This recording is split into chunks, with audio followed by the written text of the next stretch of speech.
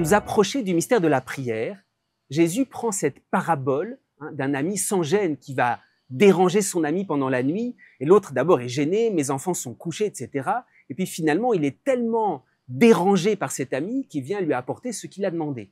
Pourquoi cet exemple de cet ami sans gêne?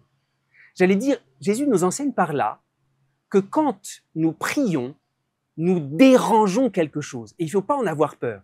Et d'une certaine manière, nous dérangeons tout l'ordre de la création. C'est ça cette parabole. Mes enfants sont couchés, tout est bien en ordre. Et toi, tu viens frapper à la porte la nuit, tu viens tout déranger. Il ne faut pas avoir peur de ça. La prière vient tout déranger. Et quelque part, cette parabole qui pourrait sembler un peu grossière, nous approche de quelque chose de très profond.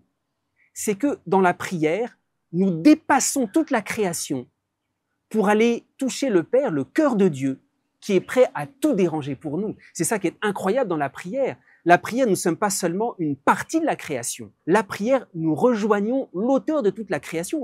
On a des exemples chez les saints, où les saints ont une telle audace qu'ils savent que juste pour moi, juste pour telle affaire, Dieu est le maître du monde, il peut tout réordonner. Alors, cette prière nous enseigne quoi? La force, la puissance de la prière. Nous sommes enfants de Dieu, c'est pour ça que nous commençons par dire que Dieu est Père. Et l'enfant, il est à l'unisson, il est à la hauteur même de son Père. Il ne faut pas avoir peur de tout déranger. D'une certaine manière, parfois on prie de façon un peu trop soumise ou de façon un peu ordonnée. Alors ça ne veut pas dire que la prière c'est le désordre, mais la prière vient tout réordonner à partir de Dieu.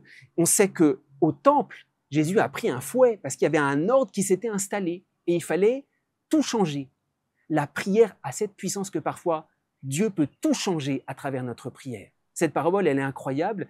Elle nous invite à réaliser la puissance que nous avons et le degré d'audace que nous devons avoir dans notre prière. Même si tout est parfaitement calé, on dit mais non, mais les choses sont comme ça, on ne peut rien changer. La prière, justement, c'est cet outil, entre guillemets, que Dieu nous donne à travers nos paroles qu'on lui adresse pour bouleverser, s'il le faut, tout l'ordre établi par les hommes, pour le mettre en dépendance de Dieu qui renouvelle toutes choses.